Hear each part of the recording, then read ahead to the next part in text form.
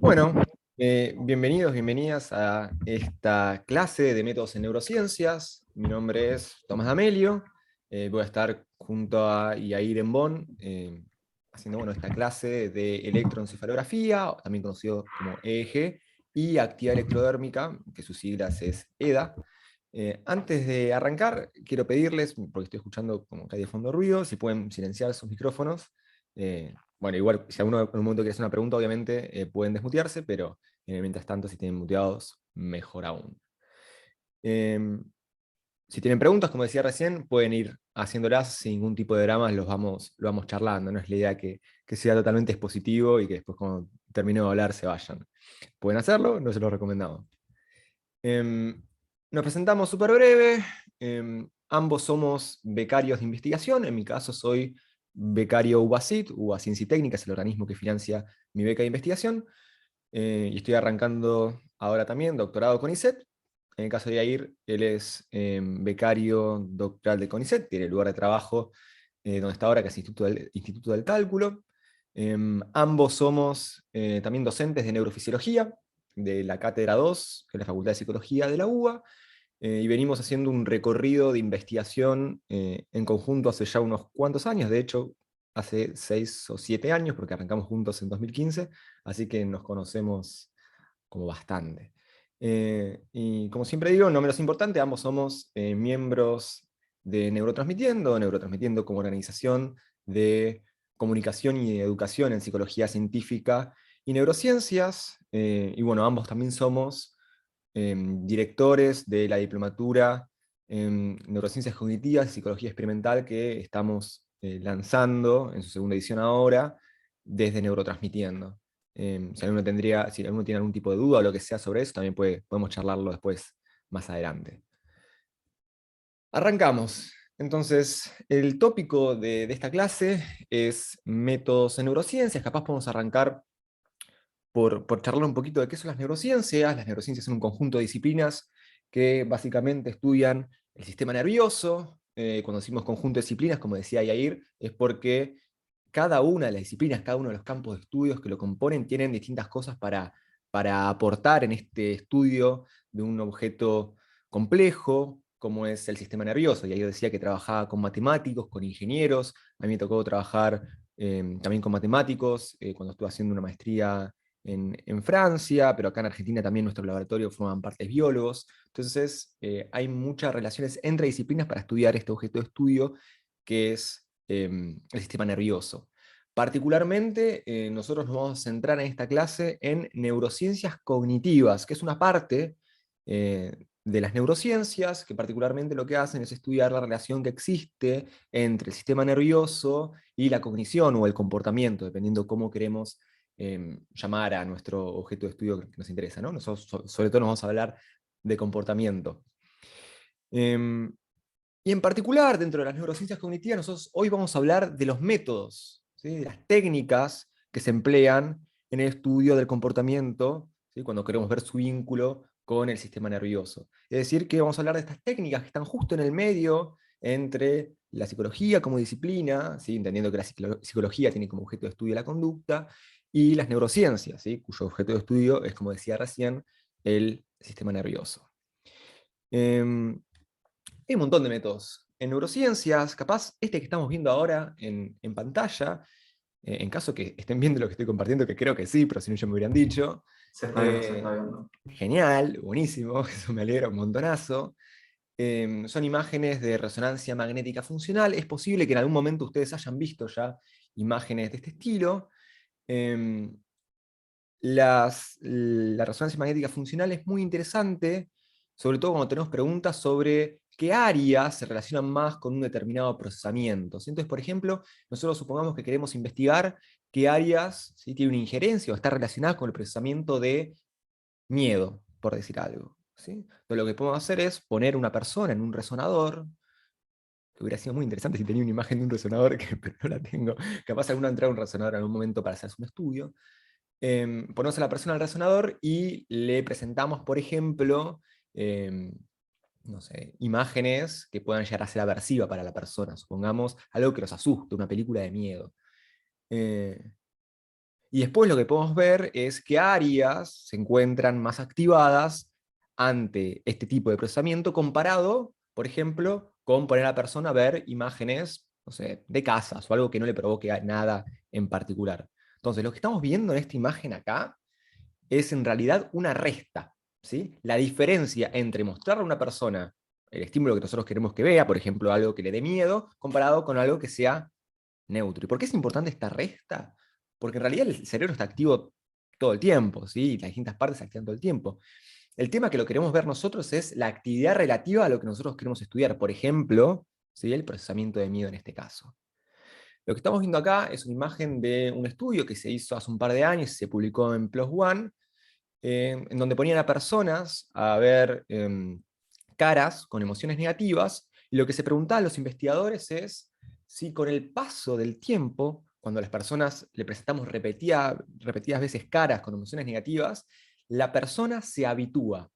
¿Qué significa si se habitúe? Que cada vez responda menos a esas caras negativas. Obviamente, ¿qué significa responder menos? Bueno, responder menos podría ser, no sé, sentirse menos mal la persona, llenar una escala o algo por el estilo. Pero si queremos tener un reporte más objetivo, una de las cosas que podemos llegar a observar es la actividad de la amígdala, ¿sí? La actividad de la amígdala, que es una estructura del sistema nervioso subcortical, ¿sí? Por abajo de la corteza cerebral, que está muy relacionado con el procesamiento de miedo. Y lo que podemos ver es si con el paso del tiempo, luego de que le presentamos a las personas repetidas veces caras con emociones negativas, por ejemplo, enojadas y tal, la respuesta de la amígdala va disminuyendo. Y lo que vieron estos autores hace un par de años es que con el pasar de las sesiones, seguían mostrando caras con emociones negativas, la amígdala se iba disparando de igual manera. Entonces que la persona no se habituaba a esta presentación de estímulos. Y es algo súper interesante, y uno podría empezar a pensar cómo se relaciona esto, ¿sí? Con una función tan importante como es reconocer en otros emociones negativas, ¿sí? Con la función social que eso tiene.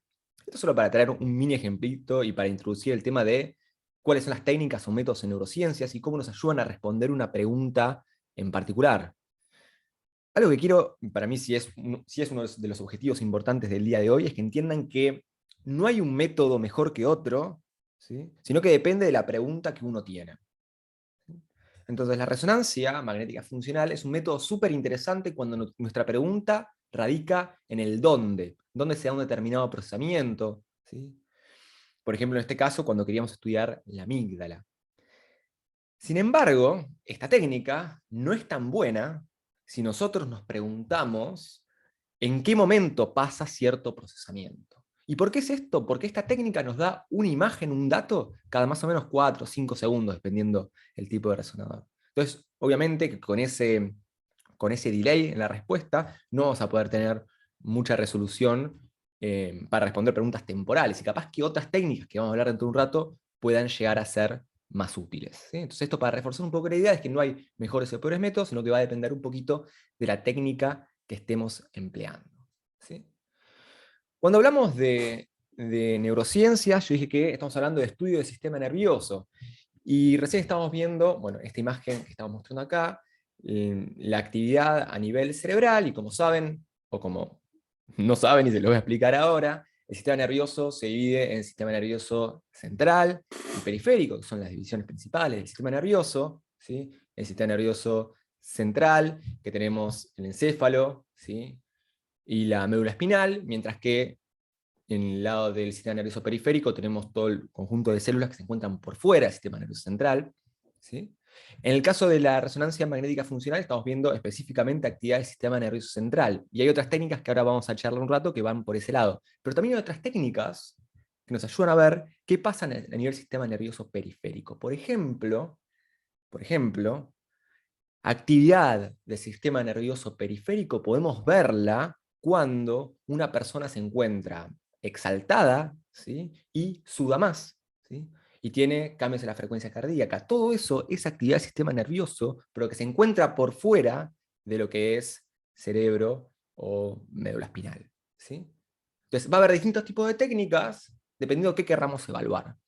Ahora vamos a arrancar hablando de técnicas que estudian el sistema nervioso central, como era el caso que dije recién, la resonancia magnética funcional. Esa es una técnica. Pero ahora Yair les va a contar de otra, con la que venimos trabajando nosotros hace un tiempo, que es la electroencefalografía o electroencefalograma. Exactamente. ¿Qué es el electroencefalograma? Bueno, como decía Tomás recién, es una técnica psicofisiológica que nos va a permitir medir la actividad eléctrica del sistema nervioso a partir de electrodos en el cuero cabelludo. Pero vayamos por parte. Yo te voy a ir diciendo siguiente diapo. Estás muteado. Pero sí, siguiente diapo. Ahí está. Bueno, entonces, actividad eléctrica en nuestro sistema nervioso. O sea, ¿tenemos electricidad en nuestro cuerpo? Sí, efectivamente. Para que una neurona se comunique con otra, se utilizan movimientos de iones, lo que lleva a actividad eléctrica. Entonces, eso deriva en una gran cantidad de actividad eléctrica, porque en realidad no es que tenemos un par de neuronas, sino que tenemos millones de neuronas en nuestro sistema nervioso, sobre todo en el cerebro. Entonces, poniendo algunos sensores en el cuero cabelludo, que son estos del medio, que les llamamos electrodos, podemos detectar cambios mínimos en la actividad eléctrica del cerebro.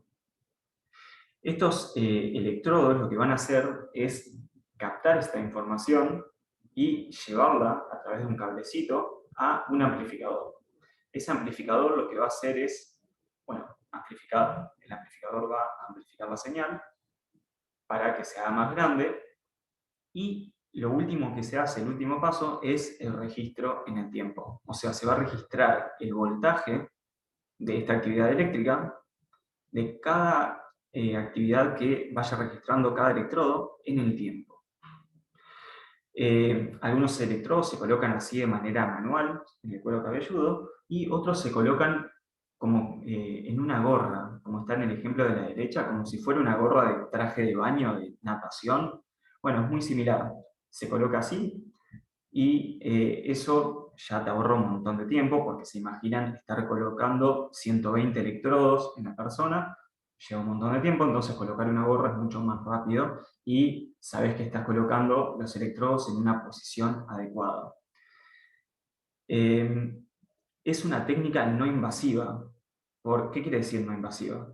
Que no es necesario hacer ninguna intervención en el participante, o sea, es totalmente no dañina.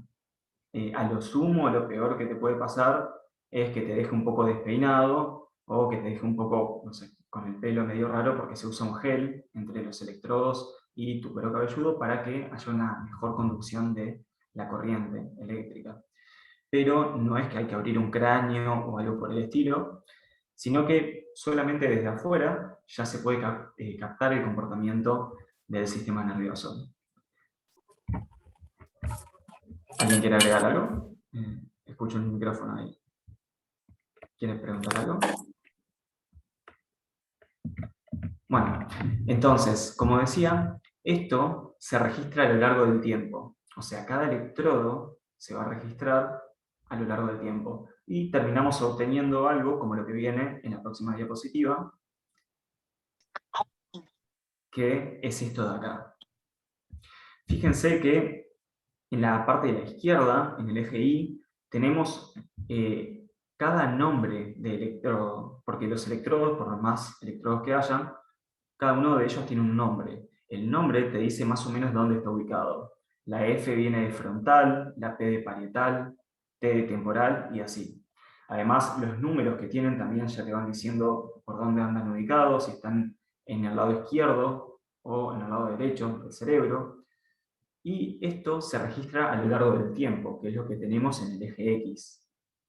En el eje X tenemos el tiempo en segundos, 5 segundos, 6 segundos, 7 segundos y así. ¿Y cómo se va registrando? ¿Cómo se lee? Bueno, en el primer renglón de arriba tenemos el voltaje que se registró para el segundo 5 en el electrodo FP1. Y en realidad, si bien esto parece como una línea en el tiempo, en realidad son puntitos que se van haciendo y se realizan tantos puntitos por segundo. Los puntitos es la medición. Cada vez que se mide el voltaje en ese electrodo, se pone un puntito con ese voltaje y eso se va registrando en el tiempo. Bueno, hasta ahí, perfecto, ¿no? Tenemos esto que estamos viendo, el registro electroencefalográfico de una persona o de muchas personas, pero la pregunta es ¿para qué nos sirve, no? ¿Qué podemos sacarle a esto? Bueno, podemos hacernos esa pregunta. Siguiente diapo. Y vamos a ver 4 respuestas. Bueno, ¿para qué nos sirve esta técnica en investigación? Bueno, una de las ventajas más grandes que tiene esta técnica con respecto a otras técnicas es que tiene una gran precisión temporal, del orden de los milisegundos. Hay técnicas que van midiendo con un delay de segundos. En esta técnica tenemos capaz un delay de milisegundos. Es muy preciso a nivel temporal. Entonces, todas aquellas preguntas en investigación, en neurociencia, que tengan que ver con el cuándo, que empiecen con cuándo ocurre este proceso, o si este proceso ocurre primero que este otro proceso, o después. Bueno, para ese tipo de preguntas nos va a servir lo que es esta técnica. También sirve para identificar procesos cognitivos. Hay ciertos patrones del electroencefalograma que están muy asociados con los llamados procesos cognitivos. ¿Qué son los procesos cognitivos? Y bueno, ahí tenemos, por ejemplo, la atención, o los tipos de atención, y los tipos de memoria, e incluso procesamientos de ciertos tipos de estímulos, como de caras, como decía Tommy recién en el ejemplo, o miedo y demás. Bueno, hay ciertos patrones de cómo se comporta la señal del electroencefalograma cuando uno utiliza cierto tipo de memoria o cuando uno utiliza cierto tipo de atención. Por otro lado, también se puede utilizar el electroencefalograma para investigar sobre biomarcadores. ¿Qué son los biomarcadores? Bueno, así como podemos identificar a través de patrones ciertos tipos de procesos cognitivos, también podemos intentar identificar ciertos tipos de diagnósticos. Sería muy útil si podemos tener una gran precisión al asociar un patrón de electroencefalograma con un tipo de diagnóstico. Por ejemplo, ver que siempre en las personas que tienen un diagnóstico de depresión aparece este patrón en el electroencefalograma. Sería de gran ayuda para diagnosticar eso. Bueno, actualmente hay un montón de líneas de investigación en biomarcadores sobre diferentes tipos de diagnóstico, como Parkinson, como trastorno del espectro autista, depresión, trastorno de ansiedad, etc. Además, se podría utilizar también para ver si una terapia es efectiva. Si uno está aplicando una terapia que supone efectiva, esperaría que ese biomarcador, ese patrón del electroencefalograma, vaya disminuyendo o desaparezca. Eso se esperaría de una terapia efectiva. Por último, tenemos que permite ver qué proceso está siendo afectado por el experimento. Supongamos que queremos hacer un experimento donde queremos influir sobre los procesos atencionales de una persona. Tratar, por ejemplo, de que la persona esté menos atenta o más atenta o algo del estilo. Queremos estudiar la atención. Bueno, esperaríamos encontrar con el electroencefalograma un patrón afectado atencional. Entonces podríamos estar, no sé si seguros, pero tener evidencia de que efectivamente estamos tocando los procesos atencionales en la persona, ¿no? Entonces son 4 respuestas que tenemos para responder a la pregunta de para qué nos sirve o para qué nos serviría utilizar un electroencefalograma en investigación. Hay muchas más, no vamos a nombrar todas. Uno podría utilizarlo también en el sueño, por ejemplo, para investigar sueño. Bueno, hay una gran cantidad de respuestas a esta pregunta y una gran cantidad de ejemplos por cada una de las respuestas. En este caso, en esta charla, vamos a ver un ejemplo para la primera respuesta y otro ejemplo para la última. Antes de pasar de día, porque entiendo que eso me estás señalando, Yach, Sí. hay una pregunta de Alex que dice, si no se forman ondas, ¿sí? En la parte, cuando estamos mostrando, si no se forman Sí. ondas, ¿puede que una zona del cerebro no esté funcionando? Si no se forman ondas, o sea, si está plano, entonces efectivamente habría un patrón alterado de electroencefalograma. Hay muchos patrones que indican alteraciones con respecto a patrones neurotípicos, o sea, lo que uno supondría normal en el sentido de que se presentan en la mayoría de la población. Cuando uno encuentra esas alteraciones, uno podría tratar de inferir una patología, si es un estudio clínico, o si es un estudio experimental, capaz es justo lo que yo quería ver, un patrón alterado de esto, ¿no? Acá hay otra pregunta de Alexis, que es ¿cómo la meditación para ver los cambios en el cerebro? O sea, si la meditación podría provocar cambios, decime si entiendo bien, Alexis, tu pregunta, cualquier cosa desmuteate, pero entiendo que es si la meditación podría provocar alteraciones en los patrones del electroencefalograma y a partir de eso se podría inferir como, bueno, hubo un cambio en el cerebro. Sí, la pregunta era esa, si se puede ver, bueno, si el electroencefalograma se puede ver los cambios que produce la meditación a largo plazo, que fue más o menos como se empezó. Sí, bueno, efectivamente hay estudios que muestran cómo el estado cerebral se modifica a partir de la meditación. Yo no soy experto igual en ese tema, pero sí sé que hay estudios que lo investigan y que encontraron resultados muy interesantes en donde efectivamente se muestran modificaciones en el comportamiento cerebral a partir de la meditación. Y en estudios con electroencefalograma. Es súper interesante ese área. De hecho, aporto algo más en relación a eso. Hay un grupo acá en Argentina que trabaja en meditación y drogas psicodélicas, que es el grupo de Enzo Taliasucci, donde yo estoy ahora entrando como becario doctoral, y también está Nicolás Bruno, que es otro miembro de Neurotransmitiendo. Así que si alguno quiere chusmear un poco sobre eso, trabajan también con electroencefalografía y hacen cosas súper interesantes. ¿Sí? El grupo de Enzo Taliasucci. Ahí pregunta Milagros si se ha encontrado un patrón de electroencefalograma característico en individuos con Alzheimer. Yo no sé, pero asumo que sí. Asumo que sí se han encontrado, pero no estoy seguro. Igual depende de la etapa, ¿no? Porque es como una cuestión progresiva el Alzheimer. Depende si es a los inicios o si es más al final. No sé si Tommy, vos sabés algo con respecto a esa pregunta.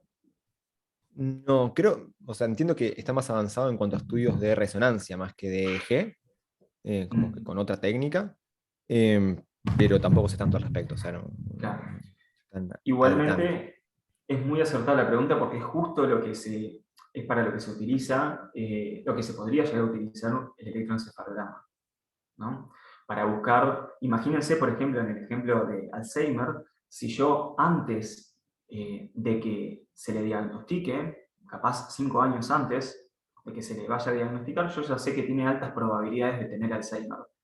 Bueno, en un estudio de rutina eso sería interesante encontrarlo 5 años antes porque eso daría lugar a tratar de empezar a fortalecer ciertas cuestiones o a trabajar en entrenamiento cognitivo y demás, eh, tratando de ver cómo se puede afrontar esta situación en vez de que nos agarre como de imprevisto 5 años después, ¿no? Sería súper interesante encontrar algo así, por no decir más sobre el conocimiento teórico que esto agregaría. ¿Por qué 5 años antes del diagnóstico yo puedo detectar Alzheimer? ¿No? Sería interesante la pregunta y ver por qué pasa eso. Acá hay otra pregunta, Mónica, que dice, con la licenciatura, ¿estamos habilitados para utilizar este método en la clínica o es necesario otra preparación? Bueno, con respecto a la clínica, entiendo que la respuesta es no. Pero con respecto a investigación, sí estamos habilitados, en el sentido de que hay psicólogos, por ejemplo yo, Tomás y también Nico Bruno, que ya fue mencionado previamente, los tres hemos trabajado con electroencefalograma en investigación, pero no trabajamos en clínica con eso. Entiendo que para eso se necesitaría un neurofisiólogo. De nada. Bueno, pasamos a la siguiente diapositiva. Ahí está. Bueno, dijimos que íbamos a traer ejemplos de al menos 2 respuestas. Y este es uno, es con respecto al curso temporal. ¿Qué tiene de interesante medir el curso temporal de algo? Bueno, que al medir el curso temporal, uno puede rastrear qué pasa después de que le presento un estímulo, por ejemplo, un sonido, un video o una imagen al participante, o puedo rastrear qué es lo que pasa antes de que le presente el estímulo. ¿A qué voy con esto?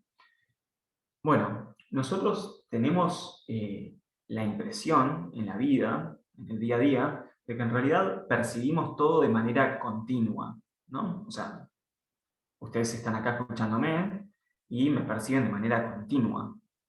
O sea, no pareciera que la alternativa a percibir de manera continua sería percibir de manera discreta. Y de manera discreta sería como si sacaran fotitos cada cierto tiempo.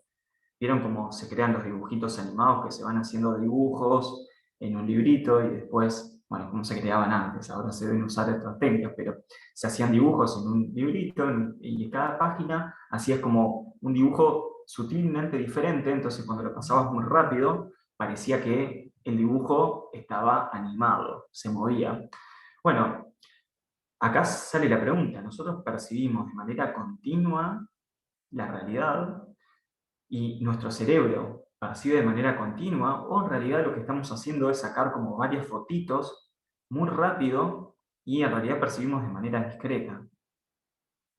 Tendría mucho sentido en realidad que estuviéramos percibiendo de manera discreta, porque tendría sentido en el gasto energético que utiliza el cerebro, ¿no? Porque percibir algo de manera continua todo el tiempo gasta más energía que percibirlo cada cierto tiempo, como sacando fotitos. Además, ayudaría a explicar ciertos fenómenos como los de la rueda. ¿Nunca les pasó a ustedes de ver una rueda que está como acelerándose y ven girarla en cierta dirección, pero cuando llega a cierta velocidad pareciera que cambia la dirección y empieza a girar en la dirección opuesta? Y ustedes claramente dicen como, esto no tiene sentido. O sea, ¿cómo que cambia la dirección y empieza a girar en dirección opuesta? O con el ventilador pasa a veces.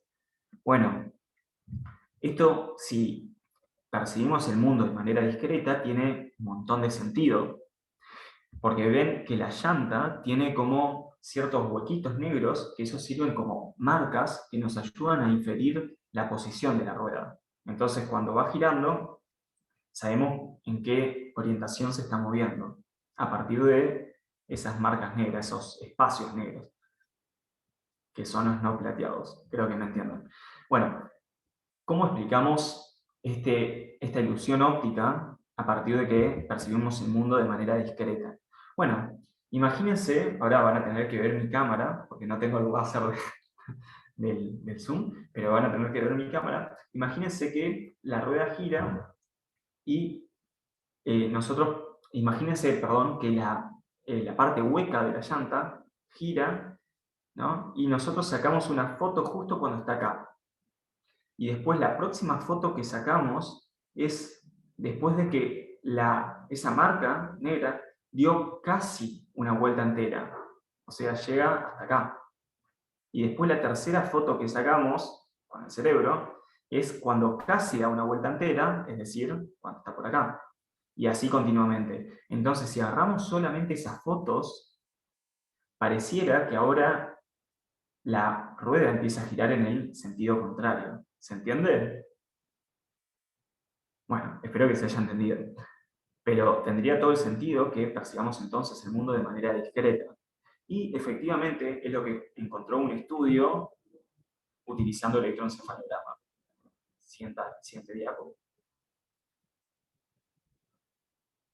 Bueno, este estudio lo que hizo fue mostrarle un puntito blanco en el centro de la pantalla a varios participantes que aparecían solamente por 6 milisegundos, o sea, rapidísimos. Aparecía un puntito blanco y desaparecía. Entonces, los participantes tenían que responder si vieron el puntito o si no lo vieron, ¿no? Eso era la tarea. Un puntito blanco que aparecía muy rápidamente, repetidas veces, y los participantes decían si lo vieron o no lo vieron. El experimento estaba armado de manera que los participantes se equivoquen en un 50% de las veces. O sea, la mitad de respuestas iban a ser errores y la otra mitad iban a ser aciertos. Entonces, recordamos que con el electroencefalograma uno puede medir qué pasa antes de que se presente el estímulo. Bueno, utilizando una serie de análisis de estadística y matemática, pudieron ver que había una diferencia muy grande en los milisegundos previos a que apareciera el estímulo, comparando cuando el participante acertaba o cuando se equivocaba. Esto es como si lo que importa es lo que pasa antes de la presentación del puntito blanco para saber si la persona acierta o no acierta. ¿Qué quiere decir acierta o no acierta? Si ve o no ve el estímulo. Es como que si hubiera momentos óptimos para percibir el puntito blanco y momentos no óptimos para percibir el puntito blanco. Y eso va muy de la mano y apoya fuertemente la idea de que en realidad, lejos de lo que nos parece, no percibimos el mundo de manera continua, como pensamos, sino que le vamos sacando fotitos a la realidad de manera muy rápida. ¿Hay algo en el chat? Ah, se entendió perfecto. Bueno, gracias, Débora. Bueno, vamos a dar un ejemplo de la última respuesta que dije, que es puede ver que el electroencefalograma se puede usar para ver qué proceso está siendo afectado por el experimento.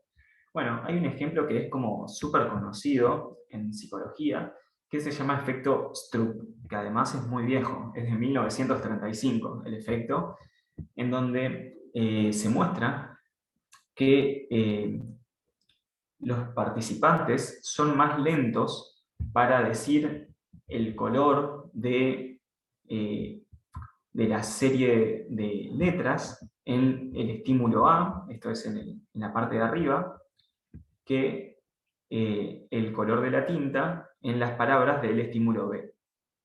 ¿A qué me refiero? A los participantes se les pedía que vayan diciendo el color de las palabras o las cadenas de letras que aparecían, ¿no? Entonces, fijémonos en la parte que dice A. Bueno, ven que tiene un color rojo. Entonces, los participantes ahí en la primera cadena de X tenían que decir rojo, en la segunda tenían que decir azul, en la tercera amarillo, en la tercera amarillo. ¿Se entiende? ¿No? Tenían que decir el color de la tinta con la que estaban escritas las X. Bueno, en cambio en el B tenían que hacer exactamente lo mismo, pero ahora nos aparecían colores que no coincidían con la tinta con la que estaban escritas estas palabras. El azul está escrito con tinta roja. La segunda palabra que dice amarillo estaba escrita con tinta azul. Entonces lo que se pudo ver es que los participantes eran más lentos diciendo el color de la tinta en el estímulo A que con respecto, perdón, eran más rápido diciendo el color de la tinta en el estímulo A con respecto al estímulo B. ¿Por qué? Porque al no coincidir te confunde, te provoca errores. Uno quiere decir que la tinta es roja, pero en realidad se confunde porque está leyendo la palabra azul y se entrevera y se confunde y comete errores y va más lento. Entonces, un estudio quiso ver si este conflicto se debe por la percepción de la palabra o si no que es algo más posterior, digamos, a la percepción, algo diferente a la percepción. Bueno, ¿cómo lo vieron? utilizaron un electroencefalograma. Hay un patrón del electroencefalograma que está muy asociado a la percepción, que se llama P300. No vamos a ver ahora por qué se llama P300, ni cómo se compone y demás. Simplemente sabemos que es un patrón que está muy asociado a la percepción. Y hay mucha evidencia de que este patrón es más tardío, aparece más tardío, cuando hay un conflicto en la percepción. Entonces, lo que hicieron fue correr en varios participantes, presentarles el estímulo A y después el estímulo B con el electroencefalograma, y pudieron ver que el patrón P300 aparecía casi al mismo tiempo, en realidad. Por lo que pudieron inferir que en realidad este efecto, el efecto Stroop, no se debe a un conflicto perceptual, no tiene que ver con la percepción en sí, sino que tiene que ver con algo que sucede después. Bueno, ahora los voy a dejar con Tommy para seguir hablando de la actividad electrodérmica. Si no hay preguntas. Genial, antes de pasar a actividad electrodérmica, algunas cositas de lo que acaba de decir Yach. Primero es que el fenómeno Stroop es por Stroop, ¿sí? Que fue el investigador que en 1935 descubre el efecto, y me parece grandioso que le haya puesto su nombre, como hubiera hecho cualquier persona de bien. Y otras cosas es que este efecto de Stroop tiene sus variantes, y algo que se vio en algunas investigaciones es que, por ejemplo, también funciona para lenguas extranjeras para una persona que sabe esa otra lengua. Entonces, por ejemplo, una de las cosas que se vio es que el efecto de interferencia, que se ve generalmente en cuanto más tardás en nombrar las palabras cuando no coincide la tinta comparado cuando hay X, por ejemplo, correlaciona con cuánto vos sabés el idioma. ¿Sí? Entonces, cuanto más vos sabés el idioma, más interferencia en el efecto de Stroop se encuentra, que me parece algo alucinante, completamente alucinante. Recién Yach venía contando sobre electroencefalografía, que es, como decía antes, una técnica que evalúa lo que pasa a nivel del sistema nervioso central, junto, por ejemplo, con la primera técnica que yo mencioné al principio, que era la resonancia magnética funcional. Pero yo decía hace un rato que hay otro conjunto de técnicas que nos sirven para evaluar lo que pasa a nivel del sistema nervioso periférico. Este es el caso, por ejemplo, de la actividad electrodérmica. Electrodérmica son básicamente esos sensores que se pueden conectar a distintas partes de la piel. Generalmente se pone en las manos porque es lo más sencillo cómo conectarlo a los participantes. Acá hay un conjunto de cables que no sé por qué tan grande, pero bueno, es el GIF que uno consiguió. Pero también lo podemos ver así, medio chiquitito, con dos cablecitos que se conectan a la mano, o también lo tengo acá, que no sé si se va a ver ahora, pero es más o menos lo mismo, ¿sí? De hecho, esa mano es de mi madre, así que el sensor es directamente este. ¿Y qué es la actividad electrodérmica? Es una técnica, ¿sí?, que se usa para medir los cambios eléctricos que se producen en la piel. ¿Y por qué yo voy a querer medir lo que pasa a nivel eléctrico en mi piel? Bueno, porque esos cambios están relacionados con cambios en la sudoración, ¿sí?, que yo tengo. Cambios en la sudoración que uno puede percibir, o sea, por ejemplo, no sé, si yo ahora estuviera muy nervioso, estaría con las manos súper transpiradas. Si, por ejemplo, si ahora yo estuviera al lado de un acantilado, yo que le tengo miedo a las alturas, ¿sí?, tendría las manos muy transpiradas. Pero también pasa, ¿sí?, estos cambios se pueden ver mucho más de forma imperceptible. O sea, incluso si yo no estuviera súper sudando, sino que hay diferencias mínimas, estos sensores también pueden captarlo, ¿sí? ¿Y cuándo vamos a ver cambios en la sudoración? Ay, qué bella esta conversión a PowerPoint, a Drive, que me comió los loguitos, se me ponen... Bueno. ¿Cuándo veo yo cambios en las glándulas sudoríparas, en la sudoración? La primera y más importante es cuando yo tengo que controlar mi temperatura corporal. No de forma voluntaria, sino pasa de forma automática, ¿sí? Cuando hace mucho calor, que ahora no estaría siendo el caso, ¿sí?, uno transpira para compensar eso. Otros motivos por los cuales uno suda es, por ejemplo, si alguien consume algo muy, muy picante, ¿sí?, sobre todo es un sudor al nivel de la cara, así cerca de la nariz. Después hay otro tipo de sudor que se llama sudor reflejo, cuando hay un tipo de pinchadura o electricidad. Ese no es tan común, pero está interesante.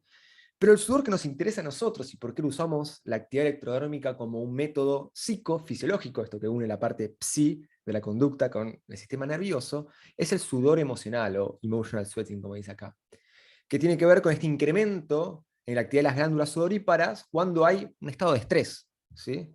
Como sería, por ejemplo, como yo les decía hace un rato, si me parara ahora al lado de un acantilado, o hablando enfrente del estadio de River, qué sé yo, cualquier cosa. Que obviamente eso me daría estrés, obviamente por la situación, ¿no? Entonces, esta medida lo vamos a usar muchas veces como correlato de estrés o como correlato de arousal, que es una dimensión afectiva muy en sintonía, aunque no es lo mismo, con la intensidad emocional, ¿sí? ¿Qué tan intenso es eso que yo estoy viendo ahora?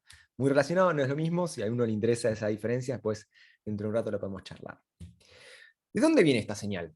¿Sí? Nosotros vemos la señal que nos llega a, por ejemplo, las manos. ¿Por qué? Porque vemos cambios en las propiedades eléctricas de la piel a nivel de las manos o donde lo querramos medir.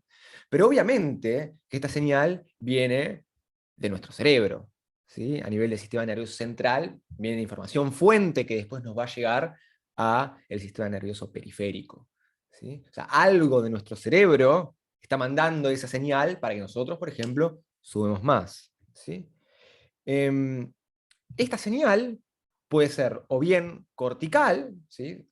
Aprovecho para mostrar mi super cerebrito que tengo en este instante enfrente de ustedes, porque es una locura, ¿cómo no me va a gustar este cerebrito? ¿Se llega a ver? Porque yo tipo, ya veo que estoy todo blureado y es totalmente Se ridículo. ve, se ve. Ok, entonces, esto sería la corteza cerebral, ¿sí? O sea, si nosotros removemos el cráneo y sacamos parte de las meninges, veríamos algo de este estilo, así que la parte de afuera del cerebro, mientras que esto es si hacemos un corte sagital medial, no se esperaban esto, ¿eh?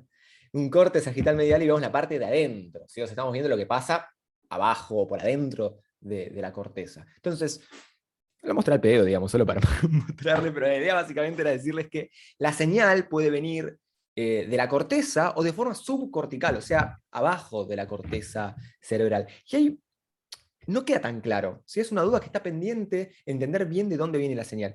La mayoría de las hipótesis dicen que viene a nivel subcortical. ¿Por qué? Porque se estima que la fuente de esta señal vendría sobre todo de la amígdala, esta estructura que yo les mencionaba hace un rato relacionada con dar la alarma, esto de generar que el estrés para que la persona pueda actuar de forma correspondiente, por ejemplo, la imagen del resonador que les mostraba hace un rato. Y que esa podría ser una de las fuentes, la actividad electrónica, pero no está tan claro. Y dentro de un rato lo vamos a retomar esto, que va a ser importante. No sé si hay alguna pregunta en el chat o no, porque no estoy... Obviamente quería mostrar el No. cerebrito. Me quedaba clarísimo, o sea, sí, es un cerebrazo, mira qué es esto. Oh, dos, no, es una locura. Cortesía de Alberto Iorio, que bueno, lo tengo yo, Alberto, si lo vas a ver este video, como te estás enterando en este instante, básicamente lo tengo yo. ¿Qué les estoy mostrando acá? Les estoy mostrando un registro de la actividad electrodérmica de una persona. Entonces, nosotros registramos de forma continua en el tiempo, ¿sí? Acá en el eje X horizontal, estamos viendo el tiempo en minutos, mientras que en el eje Y o vertical estamos viendo la señal, los cambios en la actividad electrodérmica de una persona. Entonces, estamos viendo los cambios en 20 minutos en este caso. Acá era una tarea donde se le presentaba a la persona una toma de decisiones que era difícil, capaz la persona tenía que elegir, creo que en este caso era una tarea donde la persona tenía que elegir si continuaba con una tarea y le daban más plata o si cortaba. No le voy a poner un poco los detalles, pero una decisión riesgosa para la persona que lo estresaba mucho, ¿sí? Entonces podemos ver que al principio, cuando estábamos registrando y la persona estaban explicando cómo iba a hacer la tarea en la parte de instrucciones, la actividad electrodérmica estaba en estos niveles, 2.5, 3. Cuando arranca la toma de decisiones riesgosas, ese nivel de actividad electrodérmica sube un montón, ¿sí? O sea, ven que están mucho más arriba los niveles. Mientras que cuando termina, empieza a bajar nuevamente. Este es un patrón normal de actividad electrodérmica cuando nosotros estresamos a una persona. Y podemos ver los cambios extendidos en el tiempo, o sea, a lo largo de los minutos, por ejemplo, estos 10 minutos, decir, bueno, acá hay mayor actividad electrodérmica comparado con, qué sé yo, cuando le mostraban las instrucciones, y quiere decir que la persona efectivamente se estresó. O lo que podemos ver es comparar cada una de las preguntas que se le hizo a la persona. ¿Sí? Entonces agarrar esta pregunta y decís, bueno, acá que subió menos, ¿sí? Que hubo menos cambio, está menos alta la actividad electrodérmica, se destrozó menos comparado con esta pregunta que está acá. O sea, agarrar pedacitos más chiquitos de la actividad electrodérmica. ¿Sí? Y dependiendo de qué te interese medir a vos, van a ser distintos los análisis que uno vaya a hacer. Yo le decía hace un rato que no quedaba tan claro, o todavía no queda tan claro, de dónde viene esta fuente de la señal, o sea, de dónde viene esta información que hace que nosotros sudemos más. ¿Sí? No la tenemos, o no está tan claro en la literatura. Y de hecho, en esto estuve trabajando cuando estuve en París el año pasado, que estuve haciendo una investigación con un investigador alemán que está de Francia. Nuestra idea era agarrar, ¿sí? Agarrar señal cerebral de las personas, y a partir de electroencefalografía, que es la técnica que mostraba Yair hace un rato, mientras al mismo tiempo registramos la actividad electrodérmica de las personas. O sea, hacíamos registros conjuntos. Digo hacíamos, pero en realidad lo que nosotros agarramos fueron bases ya abiertas. Esto es muy interesante. Ya hay bases abiertas que la gente sube para que después otra, si quiere, haga sus propias preguntas de investigación. Eso es interesante como un recurso que hay en ciencia. Entonces nosotros agarramos esta señal, que eran personas que estaban viendo estímulos emocionales mientras estaban conectados con estos sensores, y nuestra idea era intentar predecir a partir de la actividad cerebral, ¿sí? Solo a partir de la actividad cerebral, la actividad electrodérmica. ¿Sí? Nuestra hipótesis es que si efectivamente, a partir de la información de EEG, teníamos información suficiente, íbamos a poder predecir la actividad electrodérmica de las personas, y los cambios en la sudoración.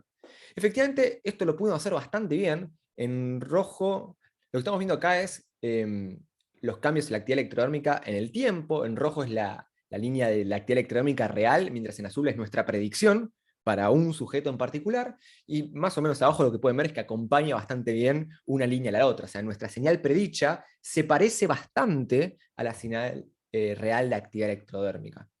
Pero nuestra pregunta fundamental era por entender las fuentes de la señal, ¿no? Entonces, cuando nosotros nos fijábamos en algunos sujetos particulares, esto es chino seguramente para usted, pero yo le muestro, cuando veíamos sujetos en particular y veíamos la representación de qué información tomaba el electroencefalograma para poder predecir la actividad electrodérmica, veíamos patrones difusos, ¿sí? Como estos, que se ven bien claritos. ¿Sí? Y este tipo de patrones se suelen observar sobre todo cuando la actividad es subcortical, comparado con la actividad cortical. De esta forma, lo que nosotros empezamos a ver, o empezamos a hipotetizar, es que efectivamente los componentes subcorticales, o sea, debajo de la corteza, son mucho mejores para predecir la actividad electrodérmica que comparados con los componentes corticales. ¿Sí? Esto un poco para hacer frente a la pregunta que teníamos al principio de dónde viene esta información. ¿Sí? Y un poco también con la idea de mechar ambas técnicas que estuvimos hablando hace un rato.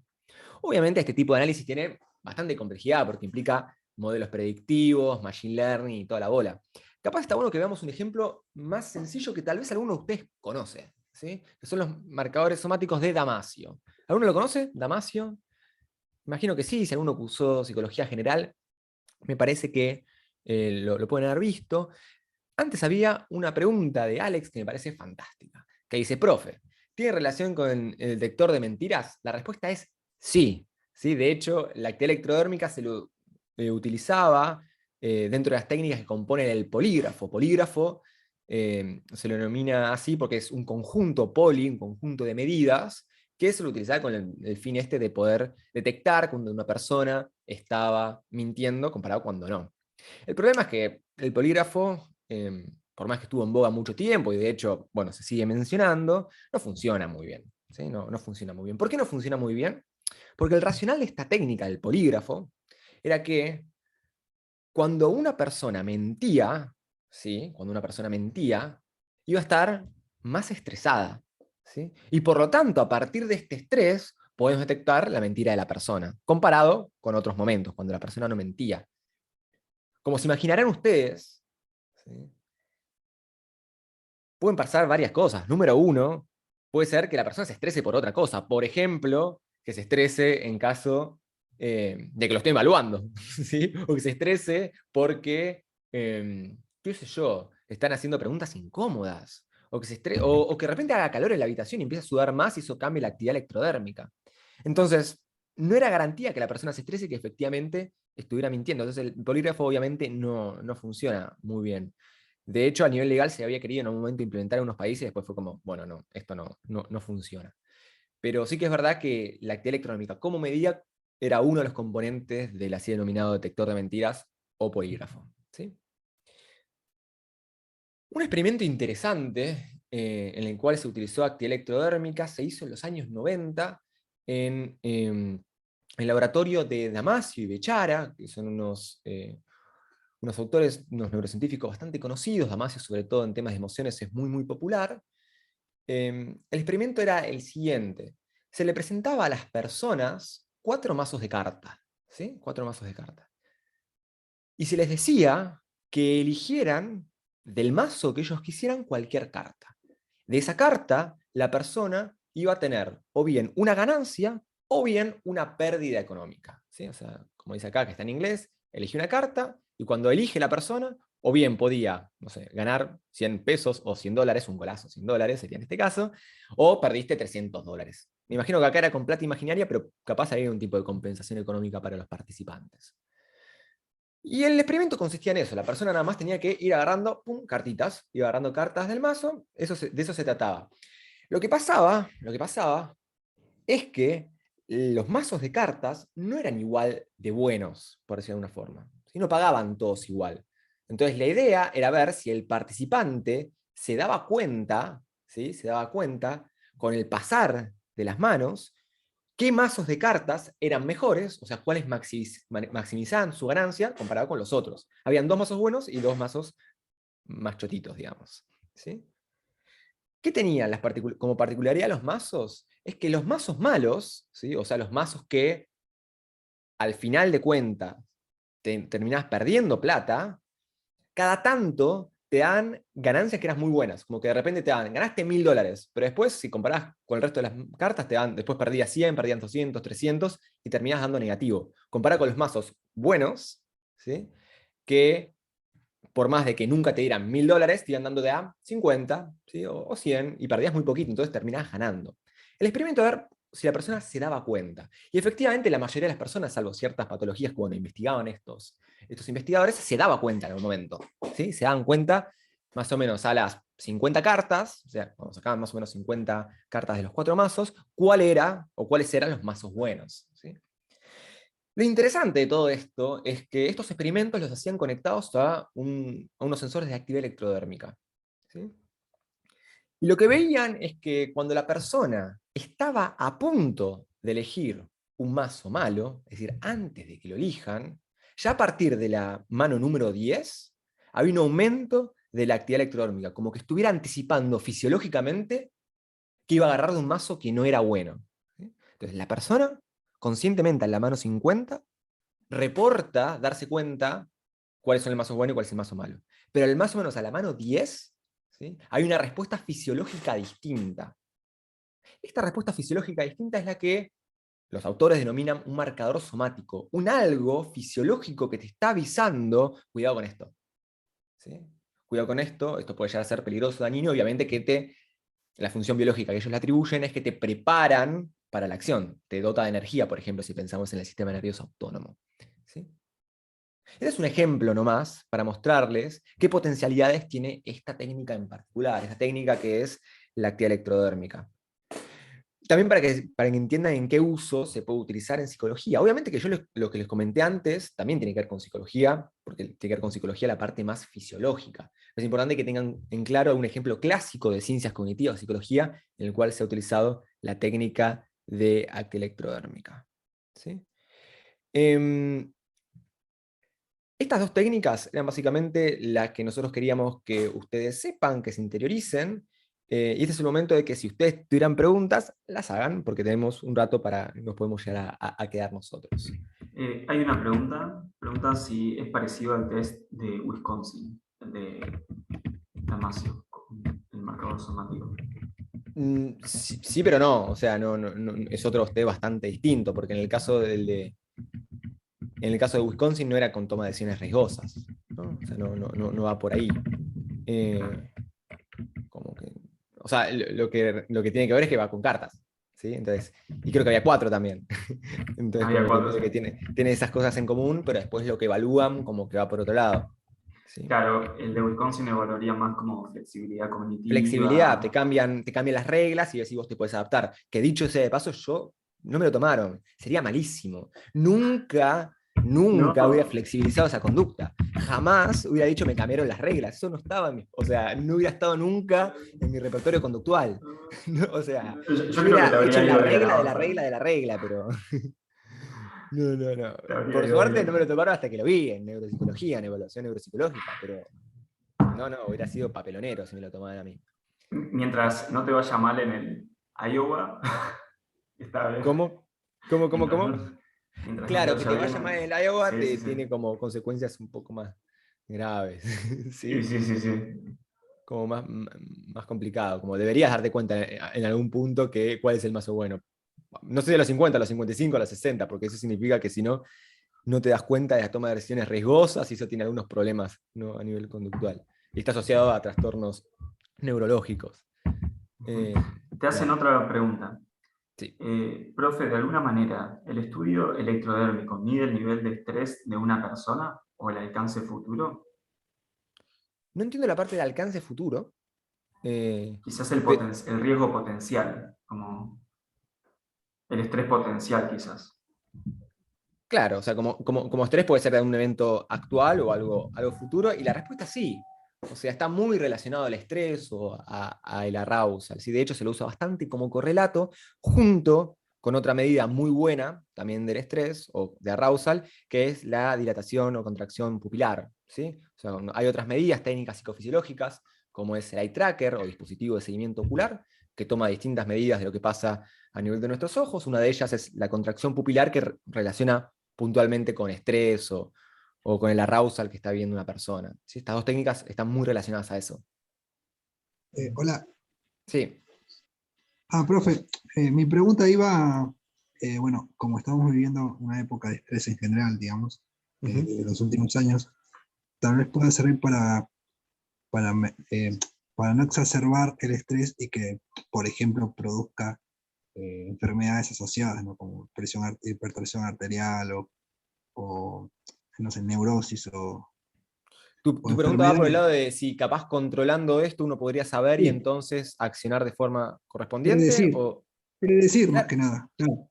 predecir, tal cual. De hecho, Por ej- la predicción a nivel de estrés o trastornos emocionales y tal es algo que se usa bastante en esta técnica que es la actielectrodérmica. De hecho, hay todo un campo que a mí me interesa bastante que se llama Affective Computing, que lo que hacen es justamente esto, sobre todo reconocimiento y predicción de estados afectivos o de trastornos emocionales a partir de actielectrodérmica u otras técnicas, ¿no? Entonces sí, es algo que se puede utilizar, sin dudas, en la predicción Claro, de cuestiones por emocionales. ejemplo, a las personas que tienen hipertensión arterial se les coloca un manguito que lo puede llevar un mes, 2 meses, dependiendo del Ujú. cardiólogo, que mide las presiones arteriales durante el día, ¿no? Ujú. Eh, y por ejemplo, después cuando va el cardiólogo, más o menos en horarios, le va diciendo en qué momento tuvo un pico de presión arterial alta. Claro, Y bueno, más o menos va, no sé, va dándole un tratamiento farmacológico, ¿no? claro. Eh, para, Du- por ejemplo, si tiene una presión de 170 a 100, bueno, es un riesgo, entonces se toman medidas.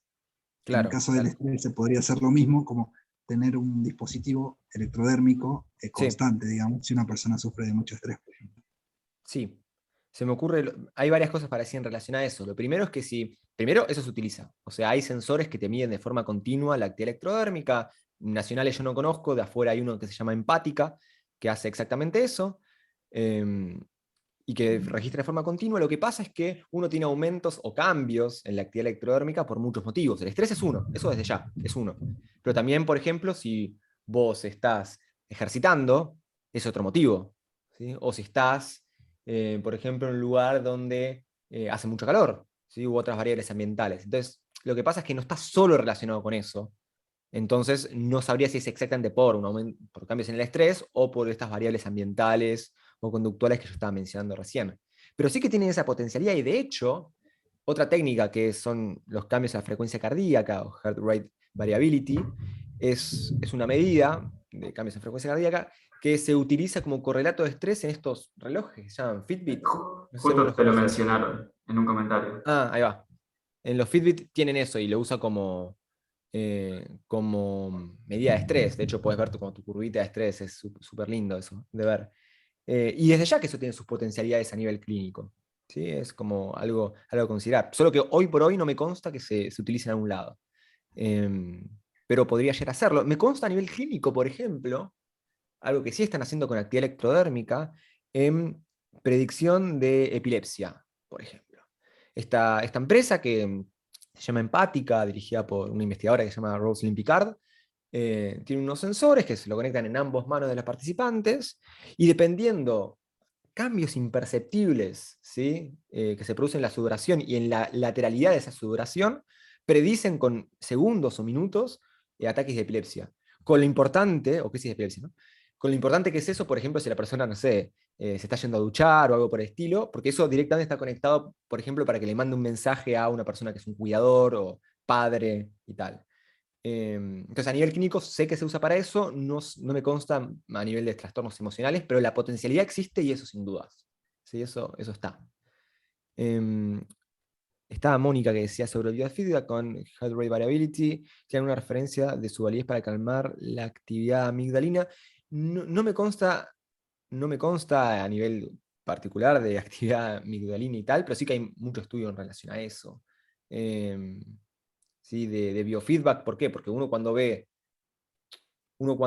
cómo están sus cambios en la actividad electrodérmica o heart rate variability, lo que sea, uno puede actuar de forma acorde. Por ejemplo, empezar a respirar, intentar calmarse. Entonces, es como una medida más que uno tiene para poder modular la propia actividad. Entonces, no me sorprendería que eso termine teniendo un correlato o un cambio a nivel de actividad amigdalina. Pero esto es lo que yo supongo. Habría que ver efectivamente qué papers, qué artículos científicos hay en relación a eso, que bueno, no me consta particularmente. ¿Sí? No sé si alguien tenía alguna pregunta más.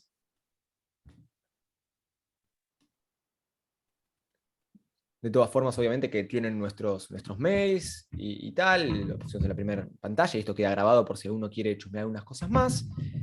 También, si les interesa, y esto va a estar subido a YouTube también, tienen las referencias de los papers que estuvimos charlando hoy. Por ejemplo, tenemos abajo de todo el paper de nuestro compañero Stroop, de interferencia semántica, como nos contaba Yair.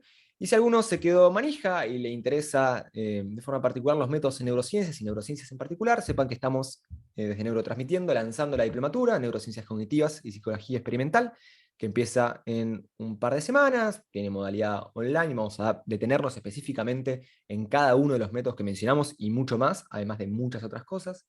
Por ejemplo, Machine Learning, va a haber clases sobre eso, de programación, estadística, para entender algunas cositas mejor, metodología, así que si alguno estuviera interesado, desde ya que los esperamos allí. Bueno, como decía, ¿no? Machine Learning está entre las clases, y la menciono en particular porque hay un docente que es alucinante, que es Danny Lowe, amigo nuestro, que está haciendo su doctorado en Harvard y MIT, que es un capo total y viene a dar esa clase. Esa clase la da allá y viene y la da con nosotros, y me parece una locura. Nosotros ya tuvimos la charla informativa que la dimos hace una semana más o menos. Si quieren, esa está en YouTube y allí la pueden encontrar. ¿Sí? Hay una pregunta. Sí. ¿Se podrían usar mientras... Dice, ¿se podrían usar para estimulación o son solo sensores? Bueno, en este caso son sensores, ¿sí? Son sensores. Ahora, los métodos o técnicas en neurociencias también se lo pueden utilizar para estimulación. ¿Sí? De hecho, una de las técnicas muy conocidas en neurociencias para hacer esto es la estimulación magnética transcraneal, ¿sí? Que lo que hacen es interferir específicamente los campos magnéticos, eso produce cambios a nivel eléctrico y por lo tanto cambia la conducta de la persona. Y eso hace, por ejemplo, que si una persona quiere mover la mano y se estimula particularmente la corteza motora que controla la mano, bueno, la mano puede llegar a dejar de funcionar. ¿Sí? Entonces, los métodos se pueden utilizar también para estimular, no solo para sensar. En este caso, lo que mostramos nosotros son para sensar, puntualmente. ¿Sí? No sé si Yach querías agregar algo a esto. No. Perfecto. ¿Alguien tiene alguna otra duda? ¿Alguien tiene una duda más? Bueno, y Si no hay más dudas, ya saben, los esperamos ahí en la diplomatura, que vamos a traer docentes especializados en los temas que van a estar dando. Así que muchas gracias a todos por participar. Y bueno, estamos en contacto.